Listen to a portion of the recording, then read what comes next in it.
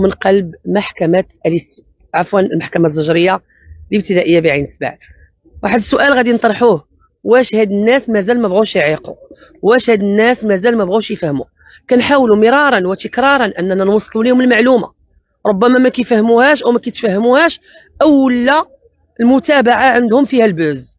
حيت فعلا هاد الحوارات اللي كنديروهم مع الاساتذه المحامون مشكورين في كل مره من اجل تنوير الراي العام المغربي، باش ان الناس تفهم ما لها وما عليها في اطار قانون التشهير والعديد من الامور والجرائم الالكترونيه وما يخص المواطن المغربي، وخصوصا هاد بين قوسين التيك توكرات واليوتيوبرزات والمؤثرين والمؤثرات.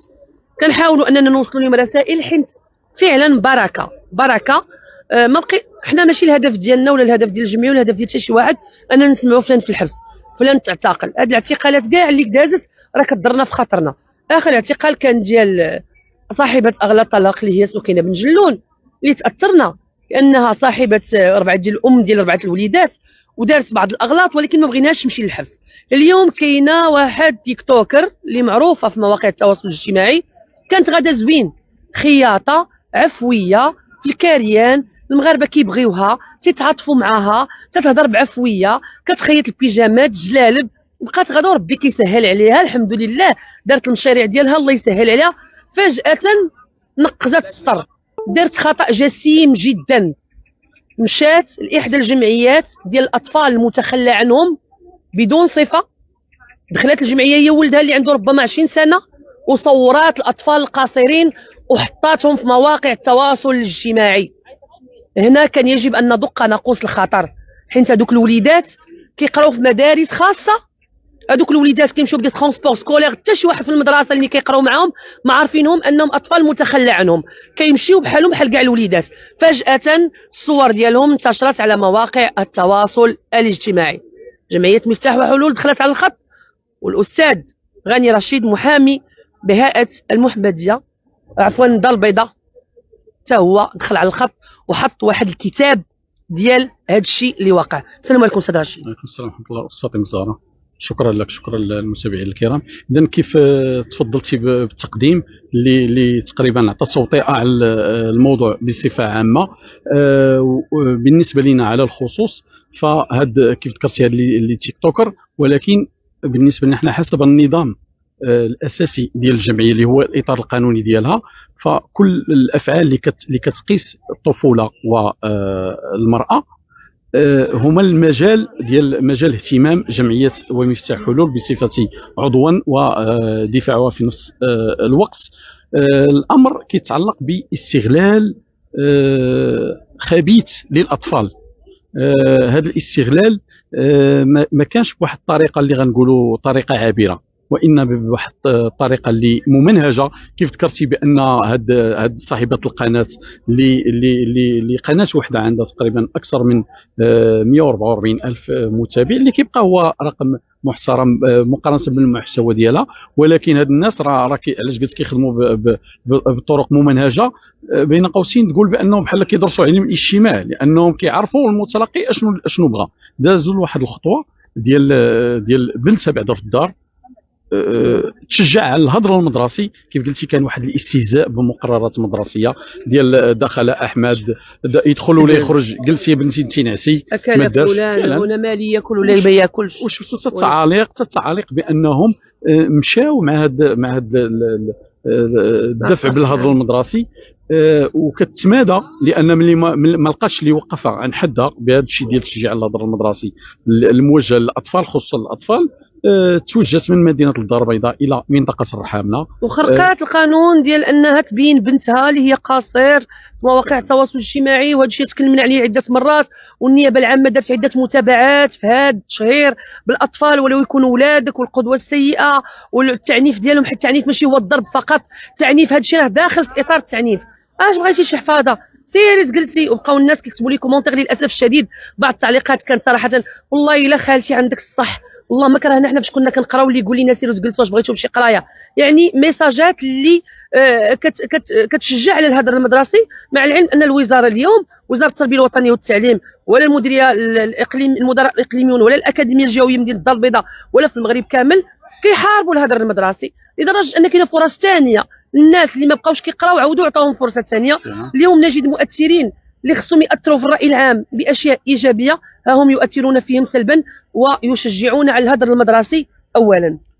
اذا امام الجشع ديال الربح وتصعيد نسبه المشاهدات راه ما كيبقاوش يبانوا لهم هاد القيم ولا هاد المبادئ اللي تكلمتي عليهم، وانما كيولي يبان بانه الادسنس فقط هو هذاك الهدف، بغض النظر على الوسيله. تجي في بنتها ولا تجي في ولاد الناس واحدين اخرين ما كاينش المشكل، اللي غادي ندخلوا لبيت القصيد اللي هي الدخول ديالها بدون صفه لمؤسسه بها وليدات. هاد الوليدات تحت عهده السلطه القضائيه، نيابه عامه وكذلك قضاة احداث.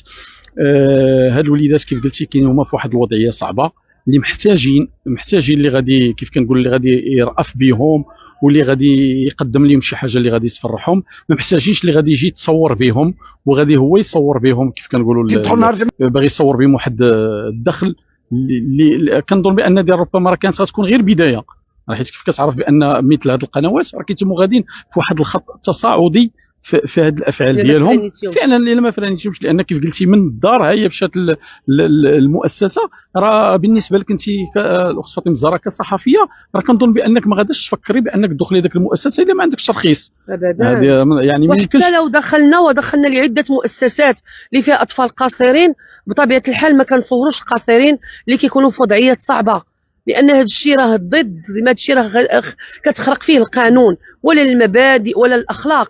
السؤال المطروح اليوم الاستاذ رشيد، جميله هي واحد الانسانه ربما اللي ما فهماش وما قارياش وما واعياش، ولكن لا يعذر احد بجهله للقانون.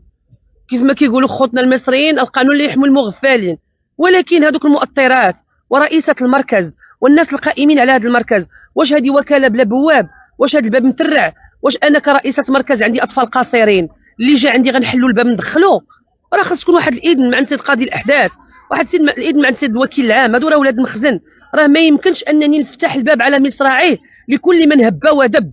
اي نعم حنا مع العمل الجمعوي مع المواطنين يديو حويجات الوليدات، ولكن تحت اشراف السلطه القضائيه، حيت هذوك الحويجات ولا ديك الميكله ولا داك الشيء اللي غتدي من انت؟ من اين تتمولين؟ من الاموال ديالك منين جبتيهم؟ راه ما يمكنش نجيو نفتحوا الباب على مصراعيه وندخلوا. هذاك المركز راه كتبقى مؤسسه، راه حتى هو مؤسسه عنده ضوابط ديالو، عنده اداره ديالو، ما يمكنش ما مفتوحش في وجه العموم اللي دخل غادي يتصور مع دوك الاطفال. كيف غنقولوا حنا غننتقلوا للضرر. قلنا بان كاين هذا الفعل ديال ولكن المسؤولين ديال المركز ايضا مسؤولون بالدرجه الاولى، ما يمكنش ننفيو عليهم المسؤوليه ونقولوا راه السيده هي المسؤوله. اكيد بان البحث راه غادي يكشف على الظروف ديال الولوج ديال هذا ديال المؤسسه، وغادي ترتبوا المسؤوليات ديال كل من ثبت تورطه في هذه الافعال، من تصوير من مساعده. الفكره كيفاش جات، لان كيف كنعرفوا راه ما غاداش تنتقل هي من الدار البيضاء غادا غير خرجات الصباح فقط وغادا تمشي، والا ديك الجمعيه كاينه في نواحي مثلا بالكرير ولا الرحامنه ولا فعلا راه كاين يعني كاينه امور اللي حنا ماشي لحد الساعه ماشي مختصين باش نكشفوا عليها، غتخليهم بانهم اللي غادي يكونوا في البحث، وعلى ضوء بان غنتقدموا بايضاحات. وهذه الايضاحات اللي كنتقدموا من خلال المنابر ديالكم راه من اجل التوعيه وضرب ناقوس الخطر على من اجل عدم اعاده استغلال خصوصيه هاد الاطفال. وغنمشيو بعيد حتى في الاثار ديالهم. احنا قلنا هو كاين فعل ديال التصوير، ولكن الضرر الجسيم فيه كاين لهاد الاطفال.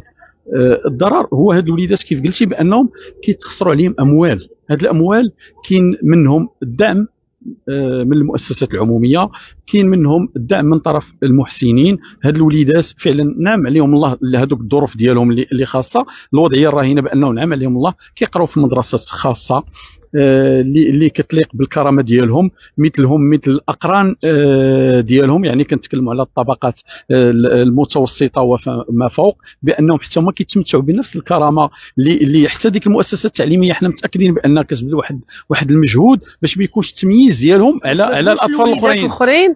راه هاد الوليدات راه جايين من مراكز وما عندهمش الوالدين ديالهم وانهم متخلى عنهم باش ما يتعرضوش للتنمر، فإذا بهم يفاجؤون بالصور ديالهم على مواقع التواصل الاجتماعي. اذا كيف ما قلتي يا سي رشيد الاقران ديالهم كلهم غيكونوا طالعوا على هاد وعرفوا بان المصدر ديال هاد الوليدات بانهم فيهم ايتام، فيهم اللي متخلى عنهم، يعني كلهم في واحد الوضعيات اللي صعبه.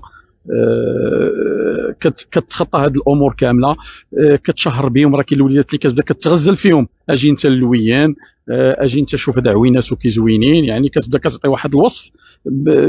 ما غاديش نقولوا حنا ولا غادي يمشي الخيال ديالنا بعيد بان راه كاين متربصين، كاين اللي بيدوفيل اللي كيتمتع باش يشوف بحال هادي، اجي انت اللويان، اجي انت شوف هاد عويناتو كي دايرين.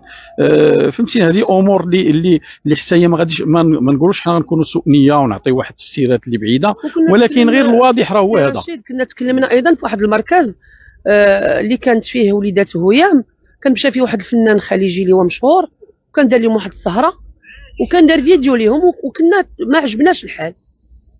نفس الشيء فعلا لان ما عرفتش واش طلعتوا على هذا الفيديو ولا ما طلعتوش عليه. صراحه ما طلعناش يا روج هذا الفيديو حتى هو بان فنان حسين الجسمي مشى لواحد المؤسسه اللي هو ربما عضو في اليونسكو او شيء من هذا القبيل، حتى هو دار فيديو ودار دار فيديو بدوك الوليدات وتنشر في مواقع التواصل الاجتماعي.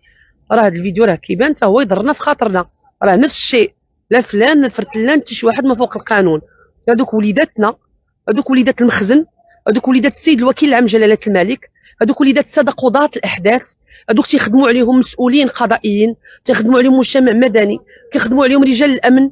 فما يمكنش ان يجي واحد كيف ما كان نوعه انه يصورهم من داخل المراكز ديال الاطفال المتخلى عنهم ويديرهم في مواقع التواصل الاجتماعي ويسبب لهم في واحد الجرح اللي هو غيبقى لهم حياتهم كلها. باش نعرفوا فلان كان راه غيكبروا غيتخرجوا غيخدموا غيقدروا يشدوا مناصب اللي هي كبيره، باش ما يبقاوش يتعايروا ويتنمروا عليهم. وبالتالي اليوم ماني المسؤول ان نخلي هذه السيده دخلات معها واحد الولد اللي هو مع سيده اخرى، مع سيده اخرى كتشارك في هذاك الاعمال يعني ديالها معهم الشخص اللي كيصور. لا السيده لا، هما بجوجهم باينين في الكادر ديال التصوير. كيقولوا تقريبا يعني نفس الموضوع، نفس المحتوى كيتذاكروا فيه بجوج، كيتبادلوا يعني الطريقه باش كيشهروا، الطريقه باش كيميزوا هذوك الاطفال. راه كنتكلموا على جوج سيدات ماشي غير صاحبه القناه والمرافقه ديالها والشخص اللي قام بالتصوير ديالهم، ربما على حدود العلم ديالنا بانه شخص اخر اللي كنهضروا على شاب اللي العمر ديالو 20 سنه تا هو الظروف ديالو ممنوع بانك تدخل لواحد المركز. واش القانون يجرم هذا الشيء يا سي رشيد؟ لا فعلا، لانه هو من الجانب الاخلاقي فقط، لانه الترخيص راه كنتكلموا على واحد المؤسسه.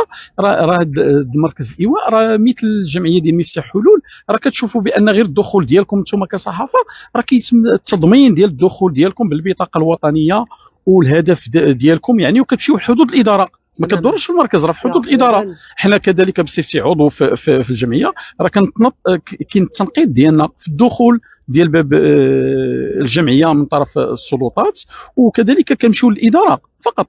واخا ما كاينش قصيرات في المركز، كاينين بنات اللي هما فايتين سن الرشد كناخذوا الاذن ديالهم واش باغا تباني، الا ما بغاتش بطبيعه الحال كاين نظام داخلي، وكاين اللي غتكون القانون يجري. راه هذاك الشيء اللي كتخدم عليه، هذاك الشيء اللي كتخدم عليه الجمعيه شنو هو هذيك توفير العيش الكريم لهذوك النزلاء ديال هذه المؤسسه، والحمايه ديال الخصوصيه ديالهم، وهذيك المواكبه النفسيه. كيف تعرفي بان غير الجمعيه ديالنا في الدار البيضاء راه كتوفر على طبيبتين مختصتين اللي كيتبعوا بمعنى بان كاين الناس اللي كتضحي، كاين اموال، كاين الناس اللي كيساهموا، كاين دعم من اجل توفير سبل الكرامه ديال هذوك الاطفال. وتبقى كاين واحد الاطار قانوني خاص ديال الجمعيه، واطار قانوني عام اللي هو كنقول القوانين العامه منهم القانون الجنائي ولا هذا اللي كيرتب، وكاين فيه الجزاء ديال ملي كتخرق هاد الافعال. وبالنسبه لنا حنا هاد الافعال فهي مجرمه بطريقه اللي واضحه منها، تصوير بدون ترخيص. غنجيو بعدا المسؤوليات اللي كاينين ديال الدخول ديال الولوج هذيك المؤسسه. من الاحرى ان الاداره المسؤوله او المركز المسؤول هو الذي كان عليه انه يدير تقرير ويحرك هذا المسألة. حنا ما عرفناش اشنو اللي وقع، راه هادو هما النقاط اللي وضعنا في الكتاب ديالنا. الظروف ديال الدخول ديال هذه المؤسسه راه كتوضع اكثر من علامات استفهام، كذلك الهدف ديالها من اجل التصوير ديال هاد الاطفال، والهدف علاش غتولج هذه المؤسسه.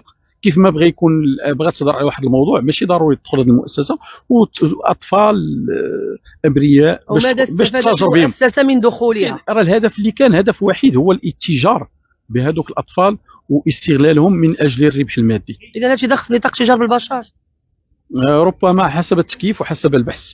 لأن كنا عقلنا في قضية الدكتور التازي وزوجته، كان من بين التهم الموجهة إليهم الاتجار بالبشر وتصوير قصيرين، وأنهم تيصيفطوهم المحسنين باش أنهم يعاونوهم. كانت النيابة العامة دارت كيف التهمة ودارت لهم التجار بالبشر. يعني هادشي ماشي سهل. تنتمناو النيابة العامة حنا كنتمناو بان هذه الافعال تمشي في الاتجاه ديال الاتجاه بالبشر، ولكن كاين قانون وكاين ضوابط وكاين عناصر اللي كتنظم، عناصر قانونيه اللي كتنظم كل فصل. وكيف كتشوفوا بان السيد وكيل الملك بالمحكمه الابتدائيه الزجريه بالدار البيضاء، يعني شفتوا القرارات، جميع القرارات اللي دازت في هذا الملف شفتوها بان كلها كانت سديده وكان على احاطه تامه بالوقائع ديال مثل هاد الملفات اللي كانوا مروا. وشو الطريقه كيفاش تعالجوا على مستوى البحث. شو بان الخدمه الكثيره اللي كانت دارسه في الضابطه القضائيه، شو بان النيابه العامه هي كيفاش خدات هذا الموضوع بواحد الجديه وتفاعليه. شو حتى القضاء عموما، ما غنقولش غير مدينه الدار البيضاء، كيفاش القضاء لف فاس لف اكادير لف مراكش، جميع الاجهزه القضائيه بجميع ربوع المملكه كيفاش يعني كيصدر احكام اللي كتكون عنوان ديال هذه الحقيقه. وكنا في الاخير ديال الاحكام كنا كنتمناو بهذيك الكلمه اللي كنا كنختموا بها، ان نتمناو يكون هذا ماشي غير ماشي الهدف ديالنا هو ردع خاص، ولكن يكون ردع عام. وكتلقى تقريبا يعني في نفس السنه كيتعاود هذا، كتقول بانه ربما ما تحققش الردع العام. نعم. كنتمناو استاذ ان الجمعيه ايضا تدخل على خط القاصر او الذي لم يصل بعد الى سن التمييز، اللي سموه بعض رواد مواقع التواصل الاجتماعي اصغر الشفار، واللي للاسف الشديد ولا هو يستغل من طرف بعض المجرمين تيديروا به فيديوهات. انا ما عرفتش علاش لحدود الساعه لم تحرك اي شكايه من طرف الجمعيه ولا من طرفكم.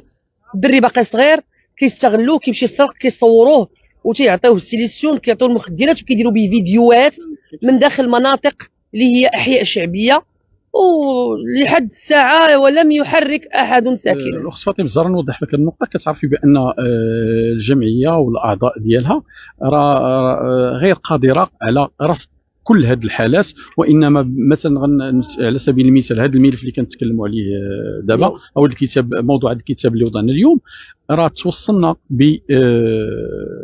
من جمعيات خارج ارض الوطن، توصلنا برسائل من طرف مواطنين داخل ارض الوطن اللي كلشي كيستنكر هذا الشيء. وطلعنا على التعليقات ولقينا استنكار، كلشي كيستنكر هذا الفعل، بمعنى بان الجمعيه الا كانت ما توصلاتش راه ما غاداش تلام. لا حنا ما كنلوموهاش، لا بل حنا تنوجهوا نداءنا لهاد الناس، خصوصا الجاليه المغربيه اللي مشكورين، الناس اللي عندها واحد الغيره على بلادها، انهم يشوفوا ايضا هذه الفيديوهات وانهم يوصلوهم للجمعيات.